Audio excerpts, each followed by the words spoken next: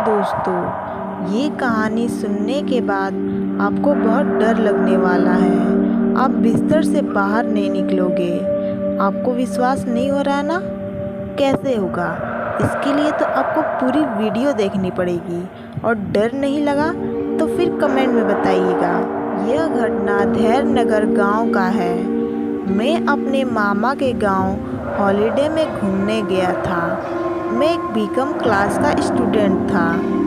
जब भी हॉलिडे में घूमने जाना होता था तो मैं अधिकतर मामा के गांव आता था, क्योंकि मामा के गांव में माँ की पुरानी यादों से जुड़ा हुआ है।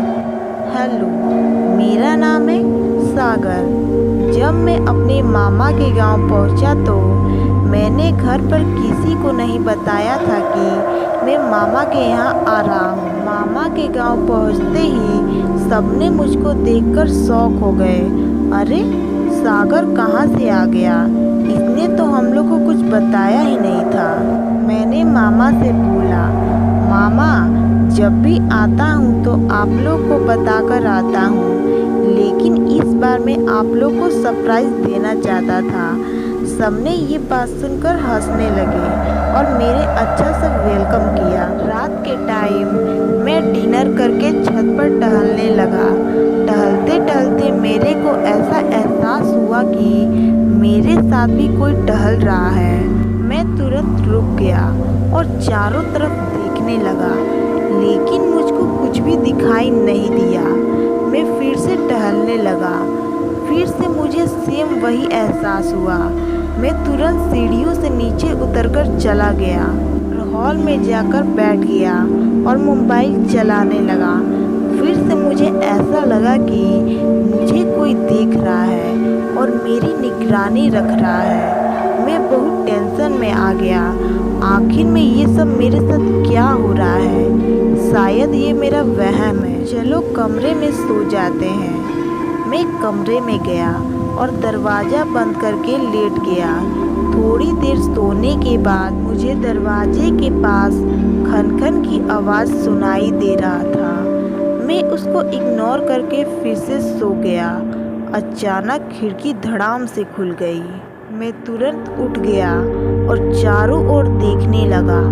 अरे, ये क्या हो रहा है? ये किस चीज़ की आवाज़ थी? मैंने देखा खिड़की खुली है और हवा तेज चल रही है। मैं तुरंत उठा और खिड़की बंद करने गया। तभी मैंने देखा कि बाहर एक औरत खड़ी है और खिड़की की तरफ घूर के देख रही है और उसकी आंखें अजीब सी थी, बहुत डरावनी। मैं उसको देखकर तुरंत खिड़की बंद कर दिया और बिस्तर पर जाकर चादर डालकर अंदर घुस गया, क्योंकि मैं बहुत डर गया था। तभी दरवाजे के पास खनखन की आवाज़ आने लगी। मैं ये आवाज़ सुनकर इतना डर गया था मानो मेरे शरीर एकदम से सुन्न पड़ गया हो। मैं थोड़ा सा भी ना हिल रहा था ना डोल रहा था। तभी बाहर धमधम की आवाज़ आने लगी।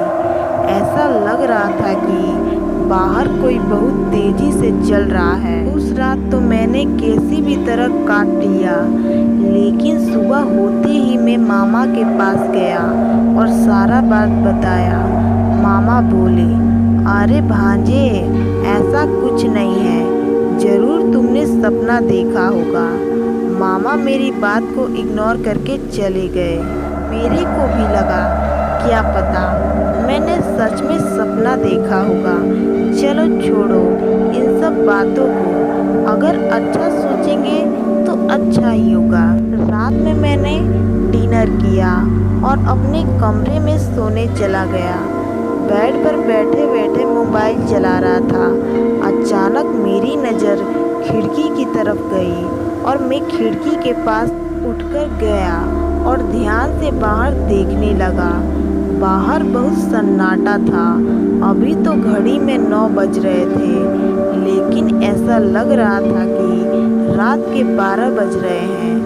मैं खिड़की से बाहर निहारता रहा बहुत देर तक। जब मेरा मन भर गया तो मैं सोचा खिड़की बंद कर दूँ, उसके बाद आराम से सोऊं। जैसे ही मैं खिड़की बंद करने ही जा रहा था तो मैंने क्या देखा कि एक औरत एक बहुत घना पेड़ था ग्राउंड में, मतलब मामा के घर थोड़ी दूर में ही था।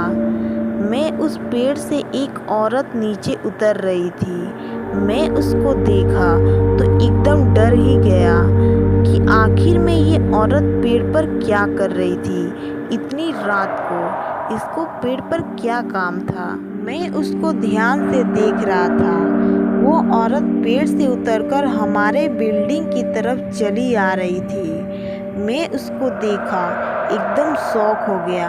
अरे यार, यही तो वो औरत है जो मैंने खिड़की से कल देखा था। इसका मतलब मैं सपना नहीं देख रहा था, ये सब रियल था। लेकिन ये औरत हमारी खिड़की की तरफ चली आ रही है। मैं तुरंत खिड़की को बंद कर दिया और थोड़ी सी एक दरवाज़ा खोल के देखने लगा। मैंने देखा क्या कि वो औरत सामने वाले बिल्डिंग की दीवार पर चढ़ रही है। ये सब देखकर मेरे मुंह से चीख निकल गया और मैं तुरंत खिड़की बंद कर दिया और अपने बिस्तर पर चादर डालकर लेट गया। मेरा शरीर इतना तेज कांप रहा था मानो मैं उस जगह पर नहीं हूँ। तभी मेरी खिड़की से खटखटाने की आवाज़ आने लगी। मैं डर के मारे बिस्तर पर दुबक कर लेटा रहा। खिड़की खटखटाने की आवाज़ तेज होती जा रही थी। मैं हिम्मत बनाकर उठा और डरते डरते थोड़ा सा खिड़की खोला तो मैंने क्या देखा कि वो औरत मेरे खिड़की पर चढ़ी हुई है। मैं ये देखकर तुरंत खिड़की बंद कर दिया और रूम से दौड़कर हॉल में चला गया। तभी एक गमला हिलने लगता है और नीचे गिर जाता है। मैं ये देखकर चिल्लाकर अपने मामा के रूम के यहाँ गया और जोर जोर से दरवाज़ा पीटने लगा। मामा दरवाज़ा खोलो, मामा दरवाज़ा खोलो। मामा ने दरवाज़ा खोला। मैं तुरंत मामा के रूम में जाकर दरवाज़ा बंद कर दिया। मामा ने बोला, क्या हुआ, क्या बात है, तू इतनी रात को चिल्ला क्यों रहा था? मैंने मामा से सब बता दिया। मामा फिर से मेरी बात को इग्नोर कर दिए। बोले, ये नहीं हो सकता, तूने फिर से सपना कोई देखा होगा। जा तू अपने रूम में जाकर सो जा। मैं जाने को तैयार नहीं था, लेकिन मामा ने ज़बरदस्ती मेरे रूम में छोड़ आए। मुझको बहुत डर लग रहा था। मुझको लगा कि मामा हमारी केयर नहीं करते। मैं बेड पर ना जाकर अलमारी का सारा कपड़ा बाहर निकाल दिया और अलमारी में छुप गया। रात भर मैं उसी अलमारी में छुपा रहा। सुबह उस अलमारी से बाहर निकला। मैं सुबह मामा से बोला कि मैं आज यहाँ से जा रहा हूँ, मुझको यहाँ पर नहीं रहना।